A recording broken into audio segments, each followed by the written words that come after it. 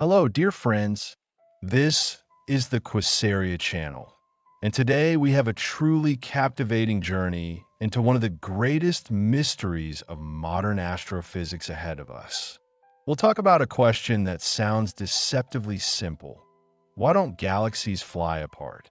It would seem, what could be simpler?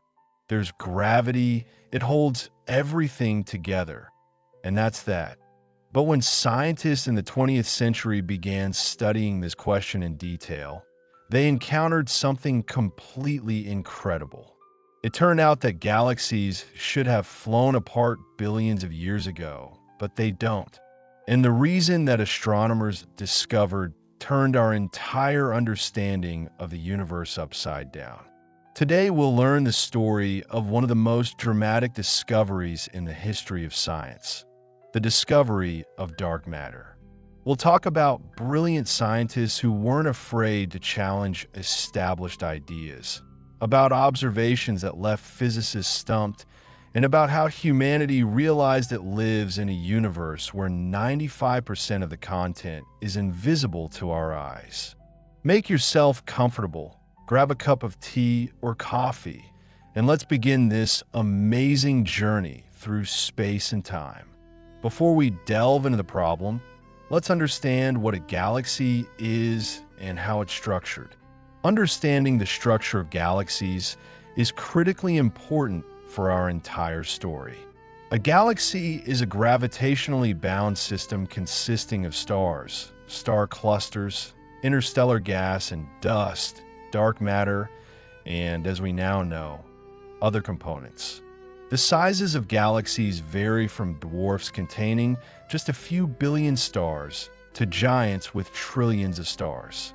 Our home galaxy, the Milky Way, belongs to spiral galaxies. This means it has a flat disk with beautiful spiral arms, a central bulge called the bulge, and a spherical halo of old stars surrounding the entire system. The diameter of the Milky Way's visible disk is about 100,000 light years.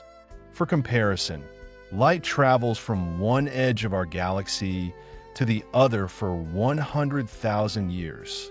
The Milky Way contains, by various estimates, from 200 to 400 billion stars. Imagine that number. If you started counting stars and named one star every second, it would take you more than 10,000 years to count them all. And this is just one galaxy out of approximately 2 trillion galaxies in the observable universe. All these stars are not in a static state. The galaxy rotates. Our Sun, located at a distance of about 26,000 light years from the galactic center, moves at a speed of approximately 220 kilometers per second and completes a full orbit around the galactic center in roughly 225 to 250 million years. This is called the galactic year. During Earth's existence, our planet, together with the solar system, has orbited around the galaxy's center about 20 times. What makes this giant carousel rotate? Gravity. More precisely, the gravitational attraction of the galaxy's entire mass. At the center of our galaxy, as in the centers of most large galaxies, there's a supermassive black hole. In the Milky Way, this black hole is called Sagittarius A star, and its mass is about 4 million solar masses. But even this giant black hole is only a tiny fraction of the galaxy's total mass. Most of the galaxy's visible mass is concentrated in stars. There's also interstellar gas, mainly hydrogen and helium, from which new stars form. There's dust, tiny solid particles creating those dark bands we see in photographs of galaxies. All of this is ordinary matter, or as it's also called, baryonic matter. And so, it would seem everything is clear. We have stars, gas, dust, a black hole in the center. Gravity from all this holds the galaxy together. What could be simpler? But this is precisely where our detective story begins. Our story begins in 1933. Swiss astronomer Fritz Zwicky worked at the California Institute of Technology and studied galaxy clusters. A galaxy cluster is a gravitationally bound group of galaxies, something like a city of galaxies, where instead of individual houses, entire galaxies. Zwicky studied the Cómo cluster, or the cluster of galaxies in the constellation Coma Berenices. This is a rich cluster containing more than 1,000 galaxies. Zwicky measured the velocities at which individual galaxies move within this cluster. How do you do this? Using the Doppler effect. The Doppler effect is a change in wave frequency for an observer moving relative to the wave source. You've probably noticed it in everyday life. When an ambulance approaches you, the siren sound is higher, and when it moves away, lower. The same thing happens with light.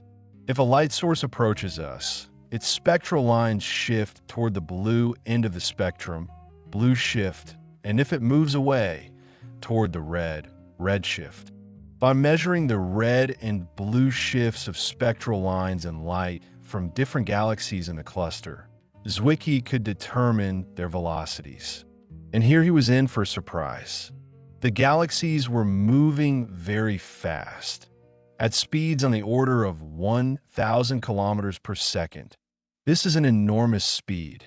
For comparison, Earth moves around the Sun at a speed of about 30 kilometers per second. Zwicky understood physics. If galaxies are moving so fast, their kinetic energy is enormous. To hold them together in a cluster, corresponding gravity is necessary. And gravity depends on mass. Zwicky calculated how much mass there should be in the cluster to create sufficient gravity to hold such fast-moving galaxies.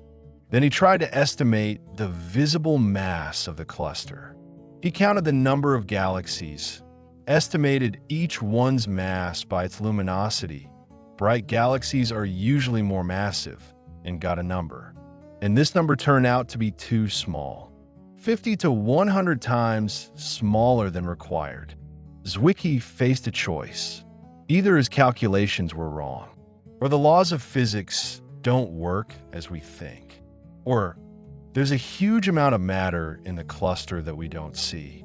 Being a bold scientist, Zwicky chose the third option. In his 1933 article, he introduced the term dunkle Materie, dark matter, Zwicky wrote in German. He suggested that a large amount of invisible matter must exist in the cluster, creating additional gravity. This was a revolutionary assumption. Essentially, Zwicky was saying, most of the universe consists of something we cannot see. For the 1930s, this sounded too radical. The scientific community treated Zwicky's idea with great skepticism. Many thought that most likely there were some errors in observations or calculations.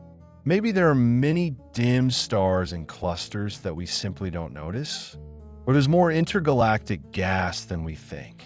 The idea of dark matter was shelved for several decades, but the problem didn't disappear. And 40 years later, it returned with new force.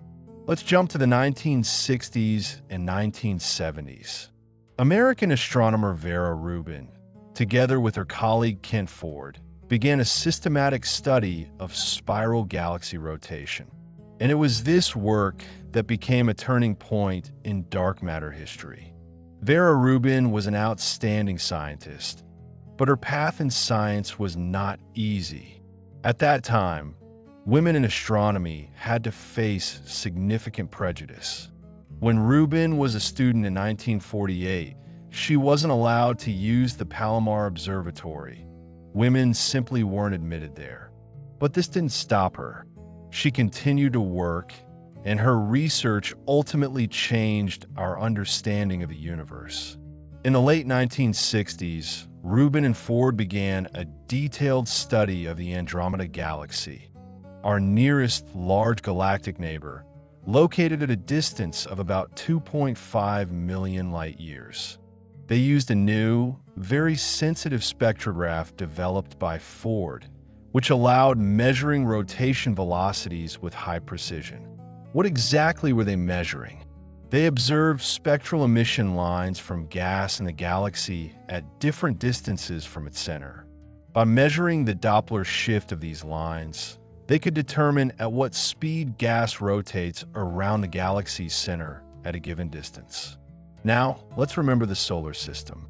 Planets closer to the Sun rotate faster than distant planets. Mercury races around the Sun at a speed of about 48 kilometers per second, Earth about 30 kilometers per second, Jupiter about 13 kilometers per second, and distant Neptune only about 5 kilometers per second. This is a direct consequence of Newton's law of universal gravitation. If mass is concentrated in the center, as in the solar system, where 99.86% of mass is in the Sun, the rotation velocity of objects should decrease with distance proportionally to the square root of distance. This is called Keplerian rotation. In galaxies, mass is not distributed like in the solar system. Most stars are in the disk, not only in the center. Therefore, it was expected that within the disk, rotation velocity would first increase, because with increasing distance from the center, the number of stars inside the orbit grows, then reach a maximum, and beyond the visible disk begin to fall, as in the solar system. After all, beyond the disk there are no more stars, meaning mass no longer grows and velocity should decrease. But Rubin and Ford saw something completely different. They constructed a so-called rotation curve, a graph of rotation velocity versus distance from the galaxy's center. And this curve turned out to be flat. Rotation velocity reached a certain value and remained approximately constant even at enormous distances from the center, far beyond the galaxy's visible disk. This was completely unexpected. A flat rotation curve meant that the galaxy's mass continues to increase with distance, even where we don't see stars. In other words, some kind of invisible mass must exist, distributed in a huge halo around the galaxy. The first reaction was skeptical.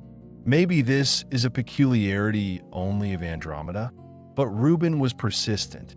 She and her colleagues began systematically studying other spiral galaxies.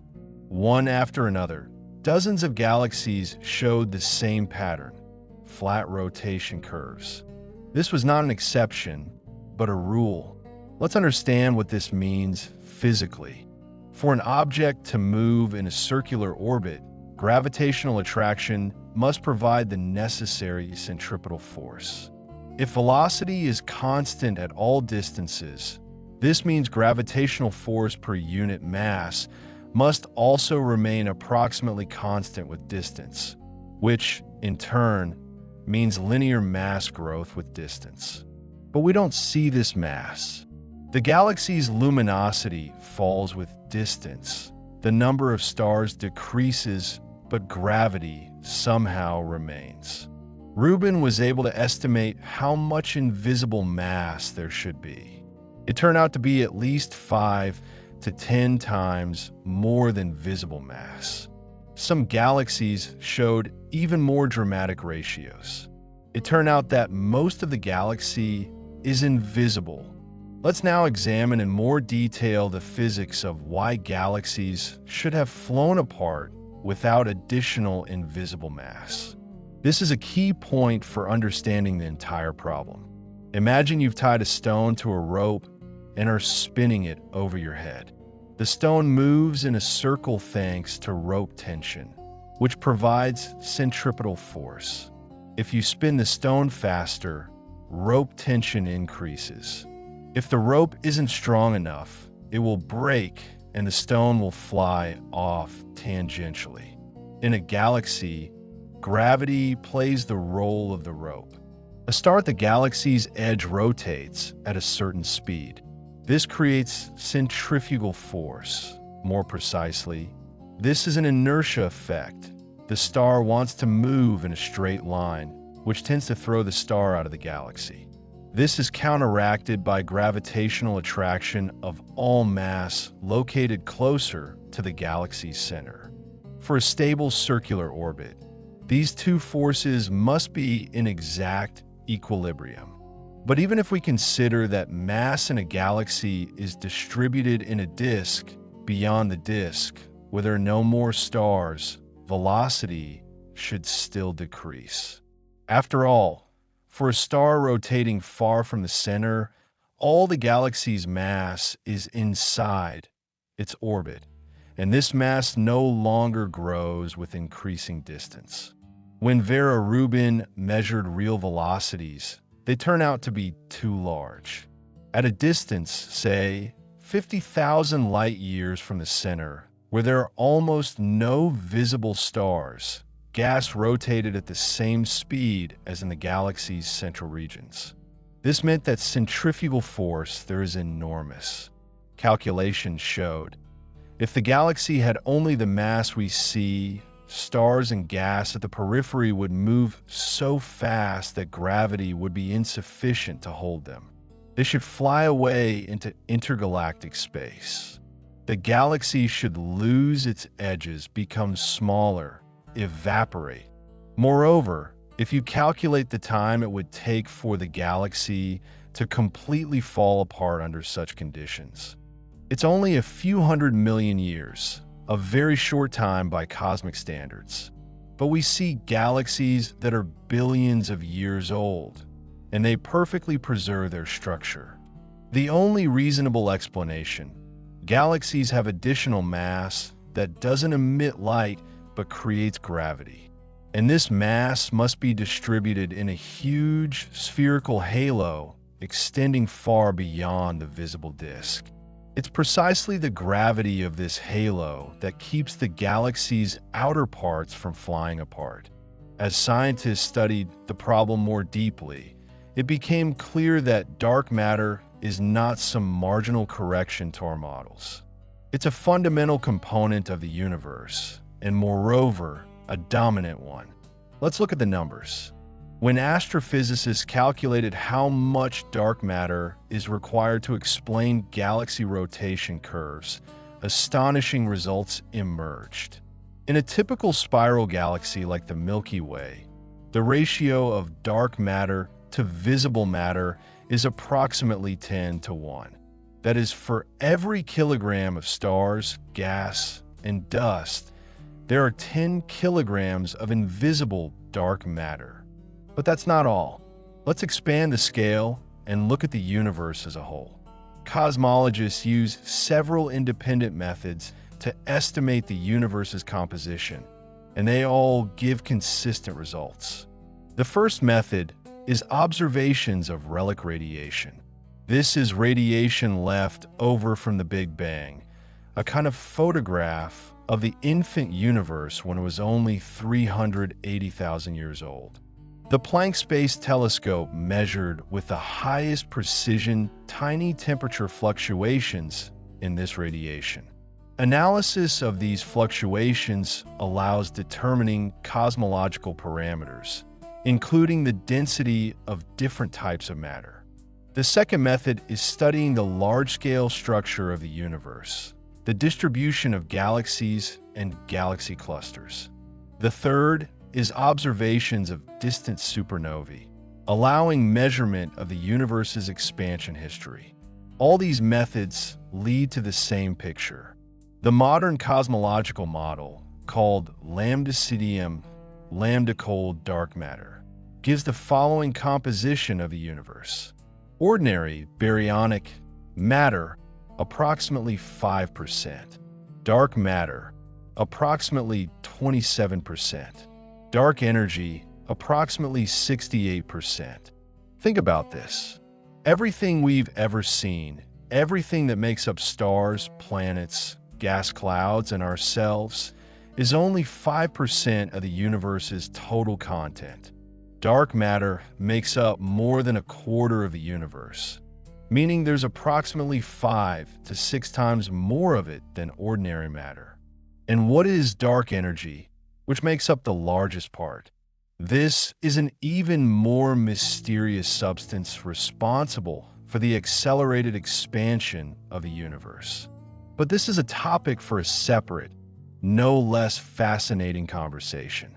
An amazing picture emerges. We, humans, made of atoms, live in a world where 95% of the content is of a completely different nature. We're a rarity in the universe. Baryonic matter is a small admixture in an ocean of dark matter and dark energy. Inside galaxies, the situation is even more dramatic. If you take a typical spiral galaxy and weigh, it turns out that approximately 90% of the mass is dark matter and only 10% is stars, gas, and dust. In dwarf galaxies, the ratio can be even more extreme. Sometimes for one part of visible matter, there are 100 parts of dark matter. This invisible mass is not concentrated in the galaxy's center. It forms a huge spherical halo extending far beyond the visible disk.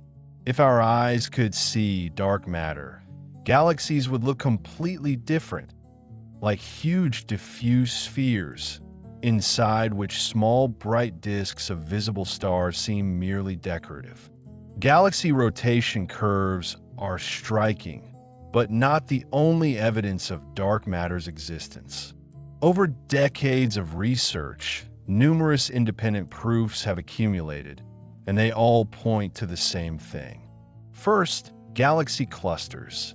Remember Fritz Zwicky and his 1933 work? His observations were confirmed and repeatedly strengthened by modern research. Galaxy clusters contain enormous amounts of hot gas that shines in the X-ray range. By measuring this gas's temperature, one can estimate how deep the cluster's gravitational potential well is, and therefore its total mass. Result: mass is 10 to 100 times greater than the mass of visible stars and gas. Second, gravitational lensing. Einstein's general theory of relativity predicts that massive objects curve space-time, and this curvature affects light's trajectory. A light beam passing near a massive object deflects. This is called gravitational lensing. When we observe distant galaxies whose light passes near a massive galaxy cluster in the foreground, we see that images of these distant galaxies are distorted. They're stretched into arcs. Sometimes multiple images of the same galaxy are visible. By analyzing these distortions, one can precisely calculate how much mass the lens cluster contains and how this mass is distributed. The result is always the same. Mass determined by lensing is significantly greater than visible matter's mass. And what's especially important, the gravitational lensing method doesn't depend on assumptions about matter's state or laws of gravity. It directly measures mass through its gravitational influence on light. One of the most impressive examples is the so-called bullet cluster. This is a system of two collided galaxy clusters located at a distance of about 3.7 billion light-years from us. When these clusters pass through each other at enormous speed, something interesting happened. Ordinary matter in clusters is mainly hot gas. When the clusters collided, this gas interacted with itself, collided, and slowed down. We see this in X-rays. Two large regions of hot gas are in the system's center where the collision occurred. And where is the system's center of mass? It can be determined by gravitational lensing. And it turns out that the mass centers are not at all where the gas is. They're shifted to the sides, where the galaxies themselves are located. What does this mean? Dark matter, unlike ordinary gas, almost doesn't interact with itself. When the clusters collided, dark matter passed through the collision almost unimpeded, like two clouds of pellets flying through each other. It didn't slow down, but continued moving with the galaxies. This observation is very difficult to explain with modified gravity, which we'll talk about, but it naturally follows from the idea of dark matter as a separate substance. The bullet became one of the most convincing proofs of dark matter's real existence as a separate substance. But dark matter's role is not limited to individual galaxies' stability. It turned out to be a key player in forming the entire structure of the universe we observe. Let's return to the early universe. In the first moments after the Big Bang, matter and radiation were in a state of hot, almost homogeneous plasma. Almost homogeneous, but not completely. Quantum fluctuations in the very early universe created tiny density inhomogeneities, regions that were slightly denser or slightly more rarefied than average. These fluctuations were incredibly small. Deviations were only 1 part in 100,000. We can observe these primordial inhomogeneities by studying relic radiation. When the universe was 380,000 years old, it cooled enough that electrons could combine with protons, forming neutral hydrogen atoms. At this moment, the universe became transparent to radiation. Photons stopped constantly scattering on free electrons and began freely propagating in space. These photons we observe today as relic radiation. On the relic radiation map, we see tiny temperature fluctuations, hotter and colder spots. These spots reflect those very primordial density inhomogeneities. Denser regions had slightly deeper gravitational potential wells, and photons exiting them lost slightly more energy, becoming slightly colder. Over time, gravity amplified these inhomogeneities. Denser regions attracted surrounding matter to themselves, becoming even denser. Less dense regions, conversely, lost matter. This is a process of gravitational instability predicted back in 1902 by British physicist James Jeans. But here's the problem. Ordinary matter in the early universe couldn't quickly form structures. Why? Because it strongly interacted with radiation. Until the moment of recombination, when neutral atoms formed, baryons were tightly bound to photons through electromagnetic interaction. Radiation pressure prevented baryon matter from collapsing into denser structures. This is like if you try to mold a snowball, but wind constantly blew snow off your hands. Even after recombination, ordinary matter retained significant velocity due to the thermal motion it had in the epoch of coupling with radiation. These velocities prevented structure formation on small scales. If there were only ordinary matter in the universe, structures would form too slowly. In the 13.8 billion years of the universe's existence, those tiny primordial fluctuations wouldn't have had time to form the galaxies and galaxy clusters we observe. And here's where dark matter enters the stage. Dark matter doesn't interact with radiation. It doesn't feel photon pressure. Dark matter particles could freely move under gravity's action alone, experiencing no resistance. This means dark matter began forming structures much earlier than ordinary matter. Already in the early universe, when ordinary matter was still locked in plasma, dark matter began clumping together under gravity's action. These clumps created gravitational potential wells, invisible wells in space. When recombination finally occurred and ordinary matter was freed from radiation's influence, it began flowing into these already made gravitational wells created by dark matter. Dark matter essentially created an invisible framework, a skeleton, on which the visible universe was built. This process can be compared to building construction.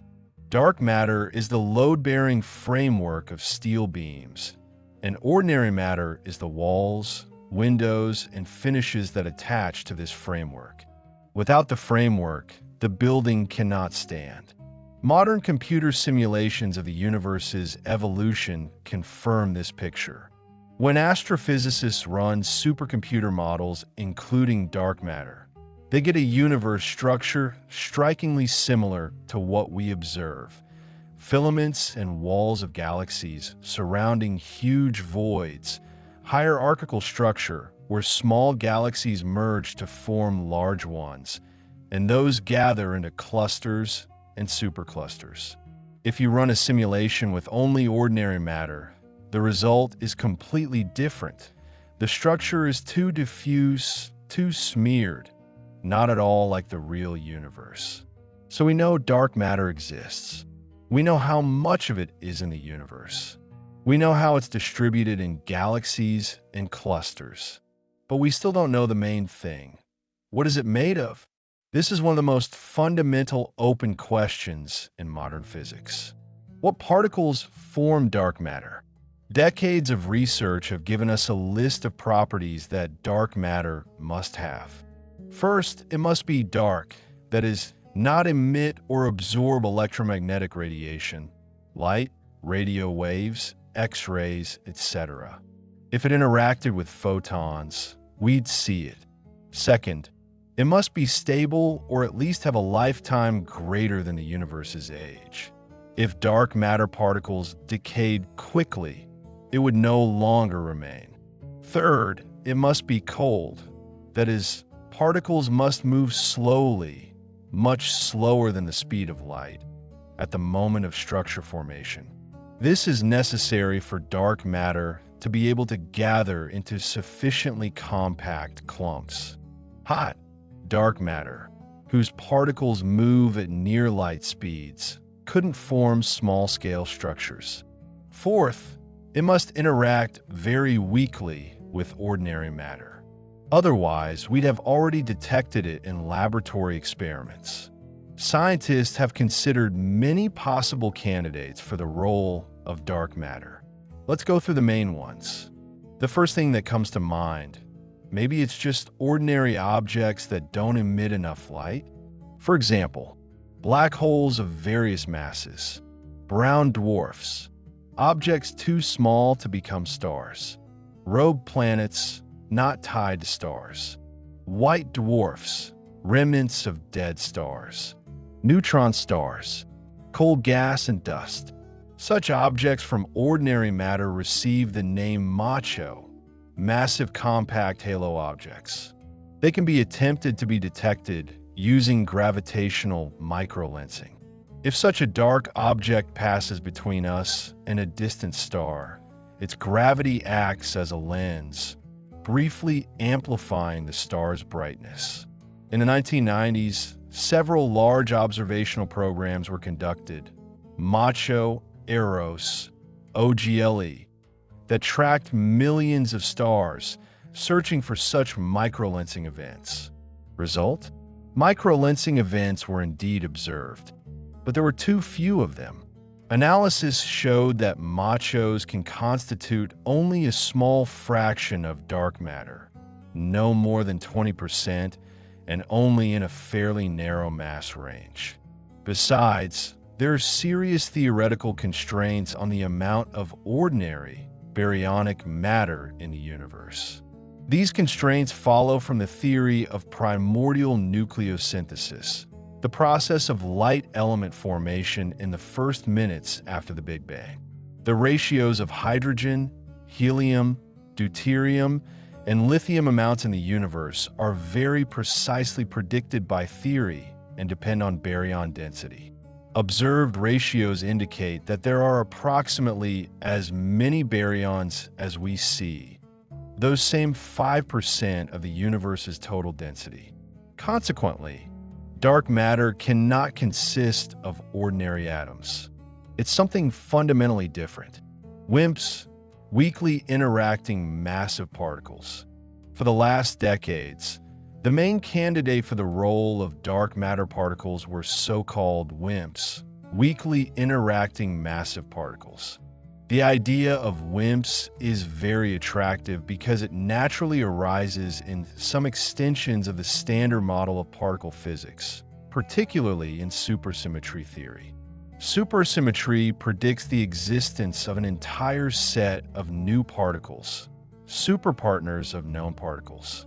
The lightest of these supersymmetric particles could be stable and serve as an excellent dark matter candidate.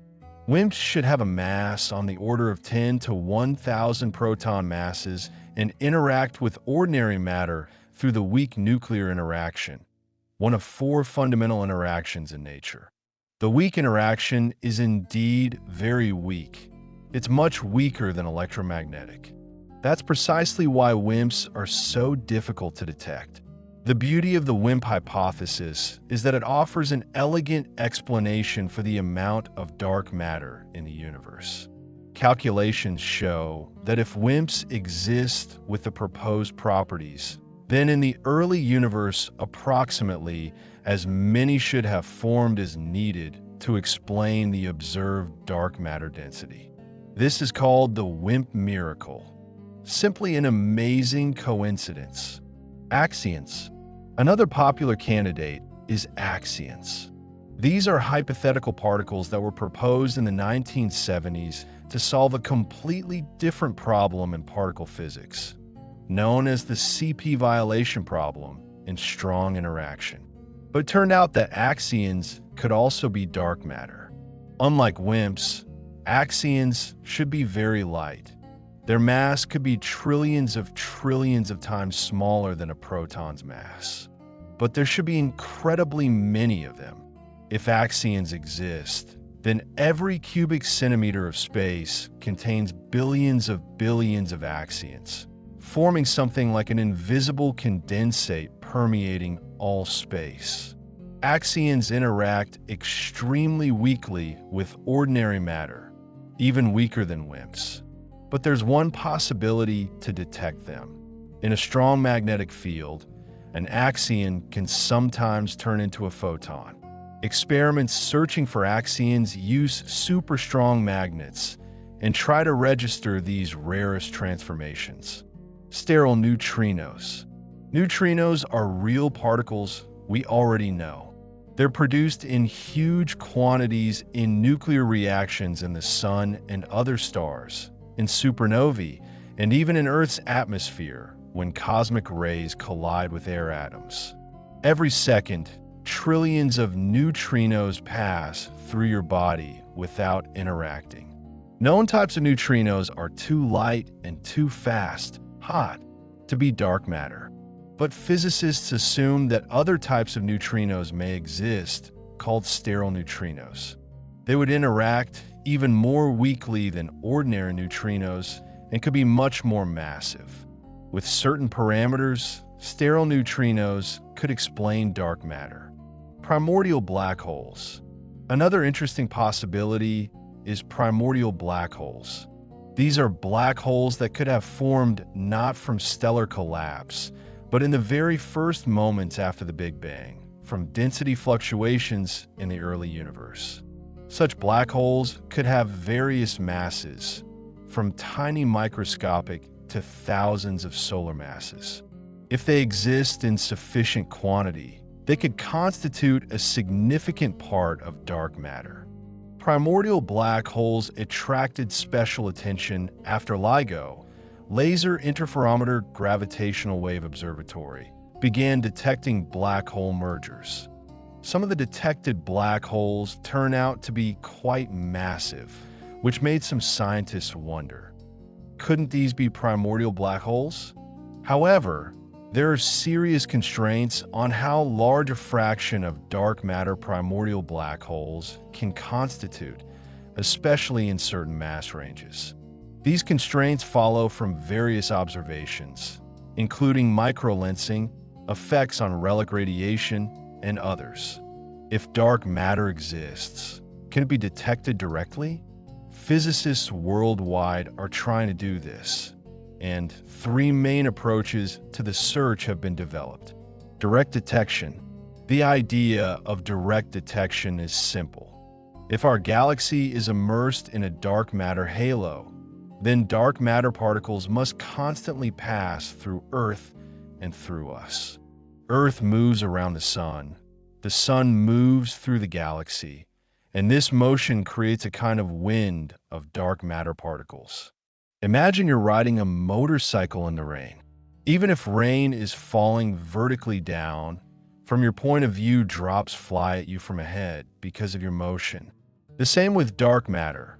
Because of Earth's motion through the dark matter halo, a particle flux is created. Estimates show that billions of dark matter particles pass through every square centimeter of Earth every second, if these are WIMPs of standard parameters.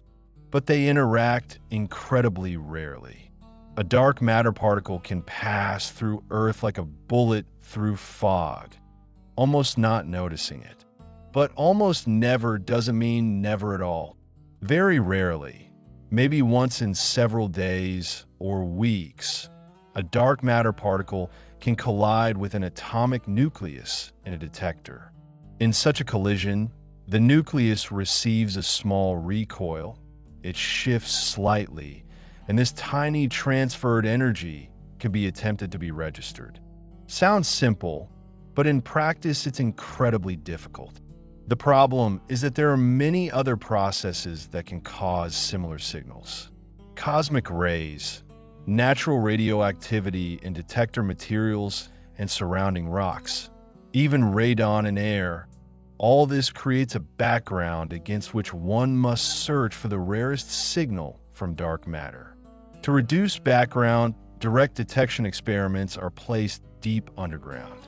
For example, the xenon experiment is conducted in the Gran Sasso laboratory in Italy, under a mountain at a depth of 1,400 meters. The LUX Zeppelin LZ experiment is located in the former Homestake gold mine in South Dakota, USA, at a depth of 1,480 meters. The Chinese Panda X experiment is located in the Jinping Laboratory at a depth of 2,400 meters. This is the deepest underground laboratory in the world. The rock layer above the detector protects from cosmic rays.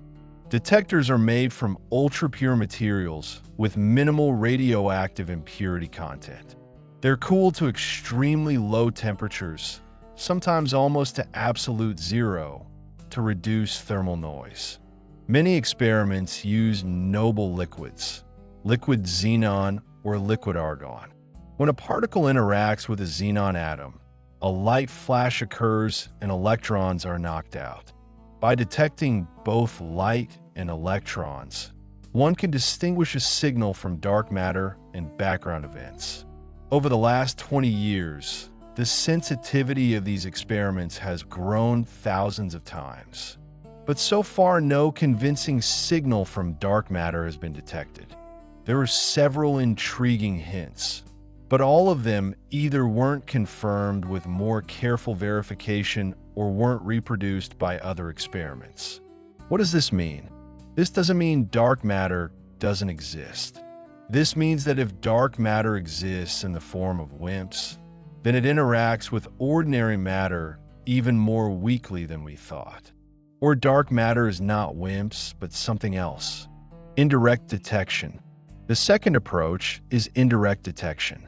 The idea here is, if dark matter particles can annihilate with each other or decay, they should produce ordinary particles that we can register. Imagine, two dark matter particles meet and annihilate, turning into a pair of ordinary particles. For example, a quark and antiquark, or lepton and analepton.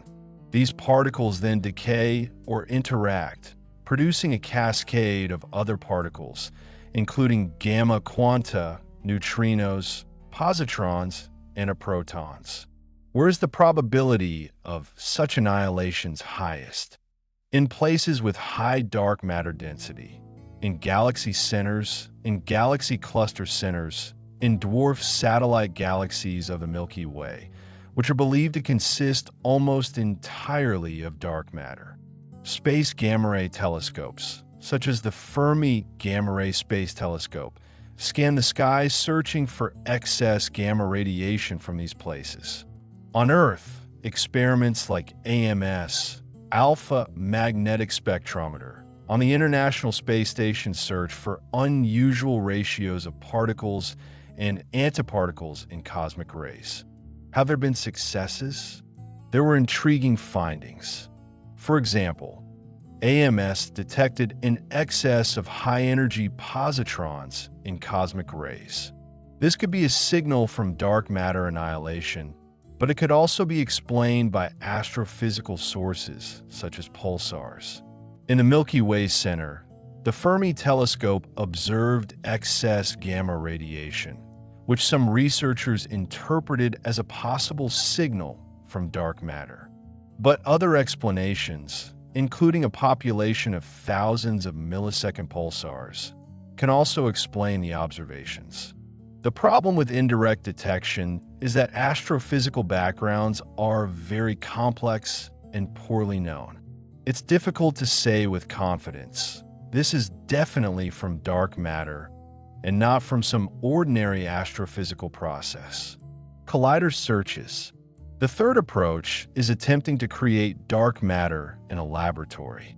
If dark matter is some new particle, maybe we can produce it by colliding ordinary particles at very high energies.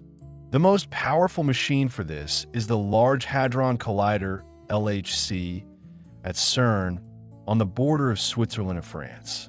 This is a ring with a circumference of 27 kilometers in which protons are accelerated to almost the speed of light and collide with energies up to 13 to 14 trillion electron volts. How to search for dark matter at a collider.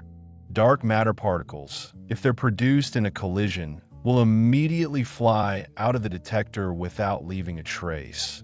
They don't interact with ordinary matter in detectors.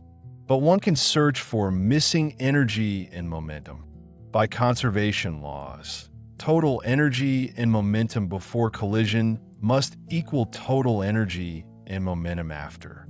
If we see that some ordinary particles appeared in the detector, but when calculating energy and momentum something is missing, this could be a sign that part of the energy was carried away by invisible particles, possibly dark matter.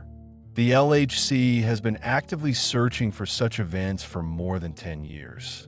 Some interesting anomalies were discovered, but nothing convincing so far. The LHC's most famous discovery, the Higgs boson in 2012, confirmed the Standard Model, but didn't reveal that new physics that could indicate dark matter particles. Especially anticipated was supersymmetry, which predicts many new particles, including dark matter candidates.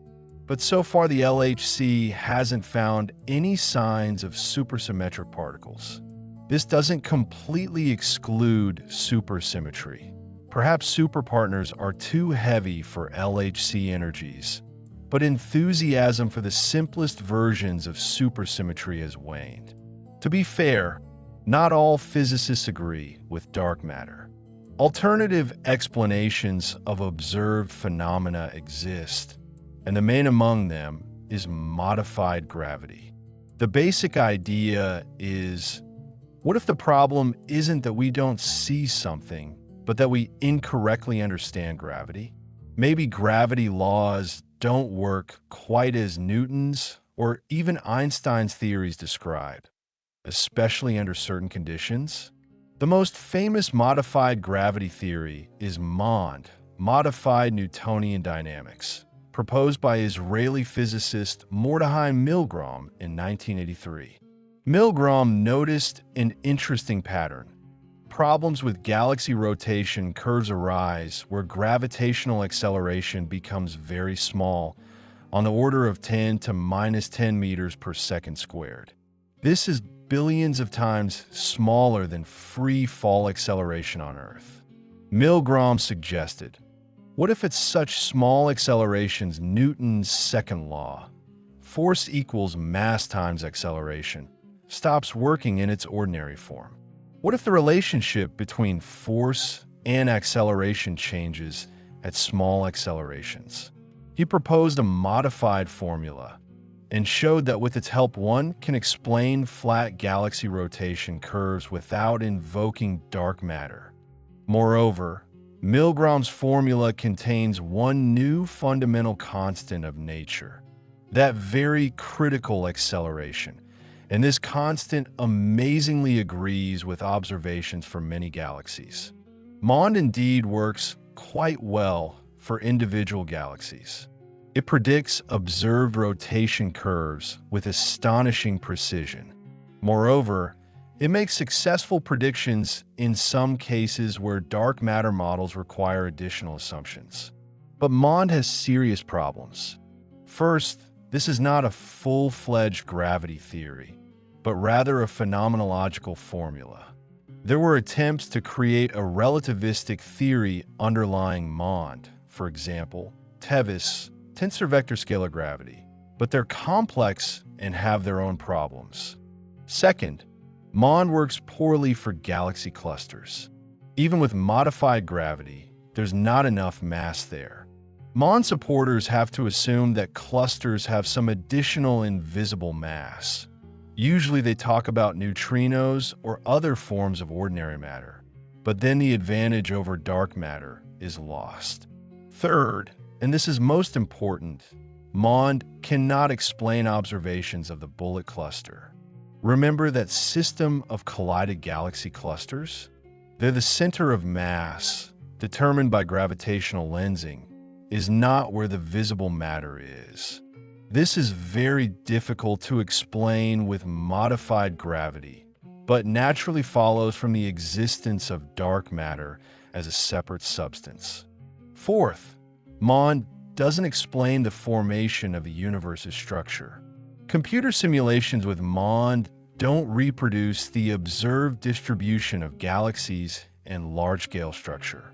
They also don't agree with detailed observations of relic radiation. Nevertheless, MOND continues to intrigue some physicists. Perhaps there's a grain of truth in it. Maybe both dark matter exists and gravity works slightly differently at small accelerations. Or maybe MOND's success for galaxies points to some important patterns in dark matter distribution that we don't yet fully understand. Other alternative theories exist. F, R, gravity, Verlin's entropic gravity, quantum gravity effects, and other exotic ideas. But none of them has yet been able to explain the entire spectrum of observations as well as the dark matter model. Even if we accept dark matter's existence, many mysteries and unsolved questions remain that astrophysicists are grappling with. Computer simulations of dark matter predict that in galaxy centers, dark matter density should sharply increase, forming a sharp peak or cusp. But observations of many galaxies, especially dwarfs, show that in their centers dark matter density is rather constant, forms a flat core. This discrepancy between theory and observations is called the cuspy core problem.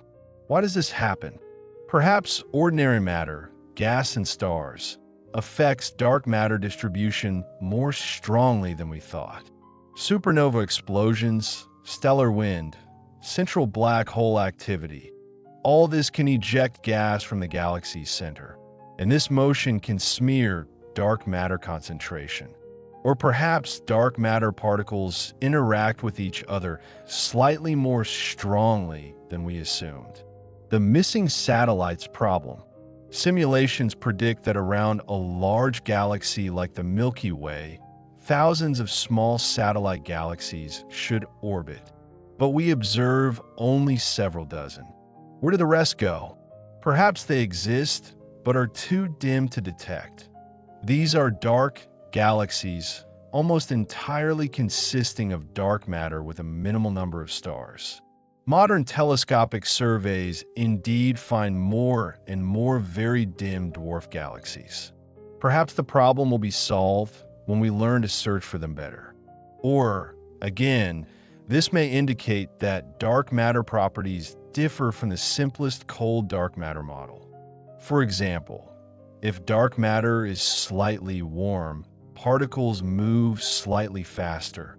Or if particles can interact with each other, this would suppress the formation of the smallest structures. The too big to fail problem. This is a related problem. Simulations predict the existence of fairly massive substructures in the Milky Way's halo. Such massive dark matter clumps should have captured enough gas to form bright satellite galaxies. But the Milky Way's brightest satellites, such as the Large and Small Magellanic Clouds, turn out to be less massive than simulations predict. These predicted massive substructures are sort of too big not to become galaxies, hence the problem's name. The dark matter disk problem. Some studies suggest that part of the dark matter in our galaxy may be concentrated in a thin disk, coplanar with the stellar disk, and not only in a spherical halo. If this is so, this would have important consequences for direct detection experiments.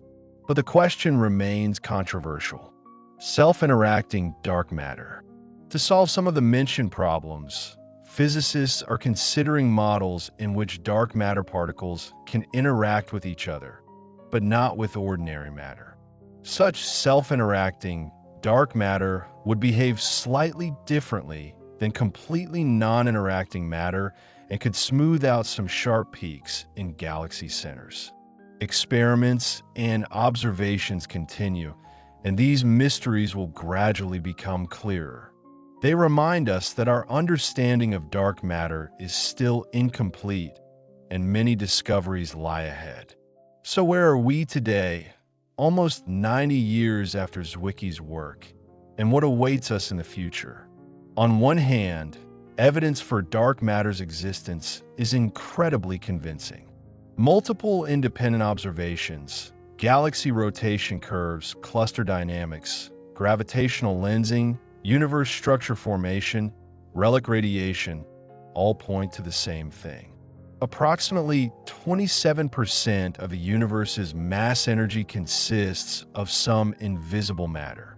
On the other hand, this matter's nature remains a mystery. Despite decades of intense searches, a dark matter particle has not been detected directly. This is disappointing, but also means we're on the threshold of something truly new and unexpected. Searches continue, and they're becoming increasingly sophisticated and sensitive. In the field of direct detection, next-generation experiments with detector masses of tens of tons are being prepared. Xenon NT, LZ, Darwin. They will be tens of times more sensitive than existing ones. If WIMPs exist in the most likely parameter range, these experiments should detect them. If even these experiments don't find a signal, this will mean that either WIMPs interact even more weakly and even more sensitive detectors are needed, or dark matter is something completely different.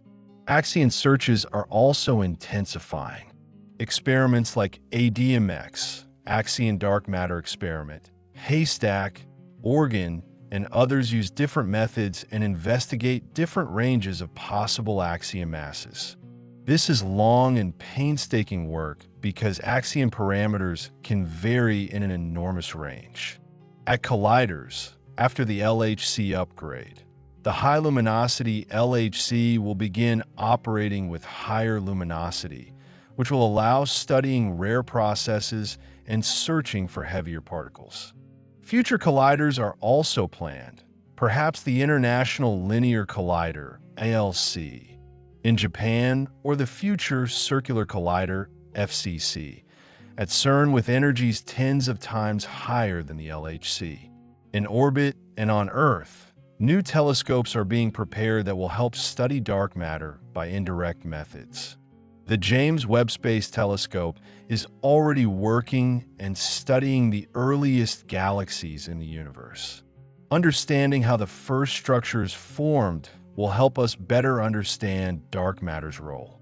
The Vera Rubin Observatory, yes, named after that very Vera Rubin, will begin work in Chile. This telescope will conduct the deepest and widest sky survey, detecting billions of galaxies. By studying gravitational lensing on huge scales, so-called weak gravitational lensing, one can map dark matter distribution in the universe. Next-generation space gamma-ray telescopes, such as CTA, Cherenkov Telescope Array, will search for signals from dark matter annihilation with unprecedented sensitivity. Perhaps the breakthrough will come not from new observations, but from theory. Maybe a new idea is needed, a new look at the problem. Some physicists are exploring exotic possibilities.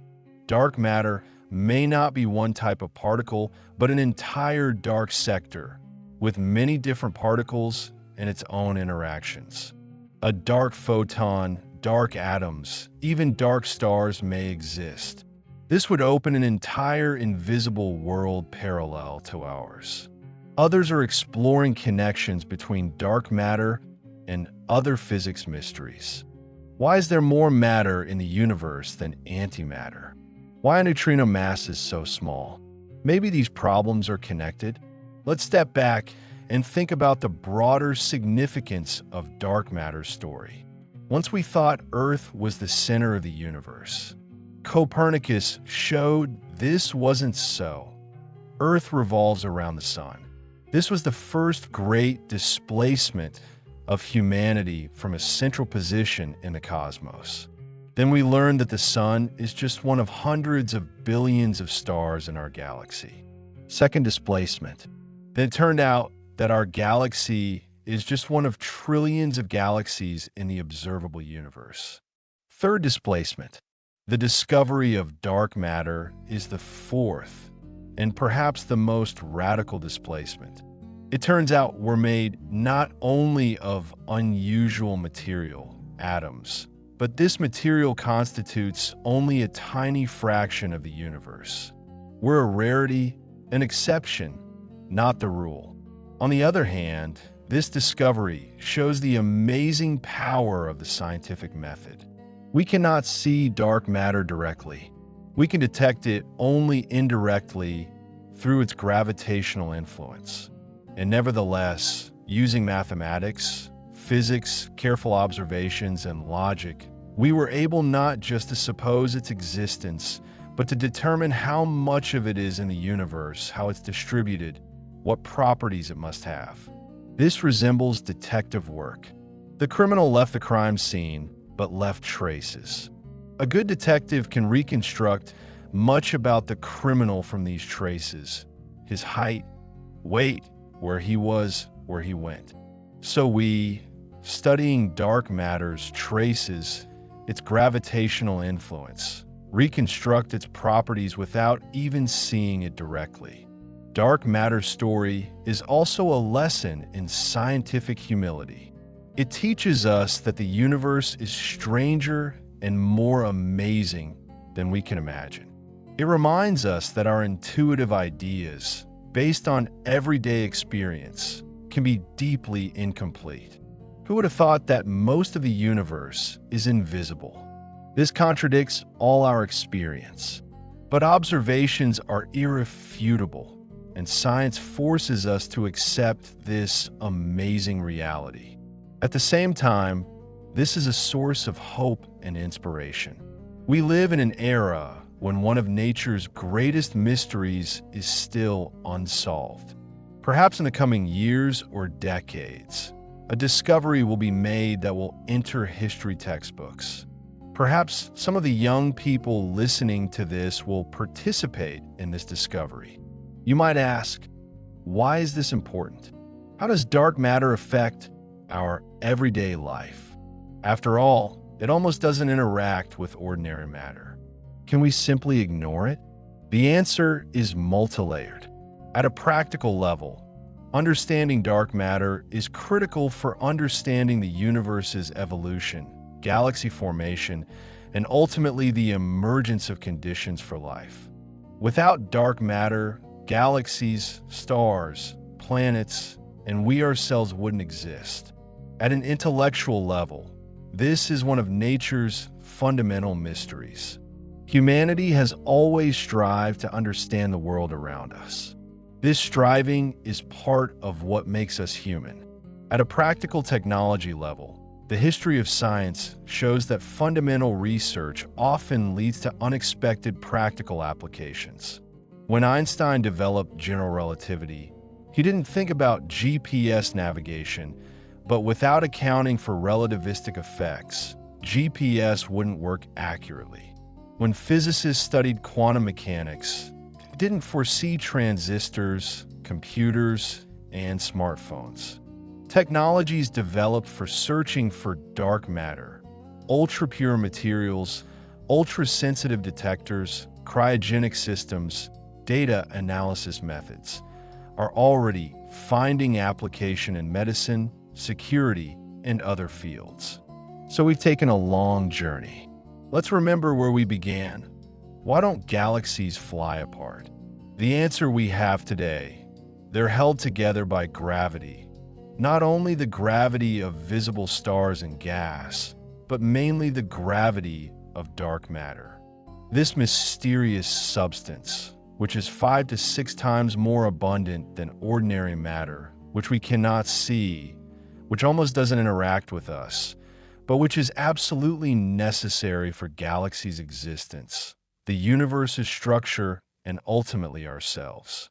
We learned about amazing scientists, Fritz Zwicky, who first dared to suppose dark matter's existence, Vera Rubin, whose careful observations proved this wasn't just an outlandish idea, but our world's reality. About thousands of other researchers who continue to unravel the cosmos' secrets. We learned that the observable universe is just the tip of the iceberg.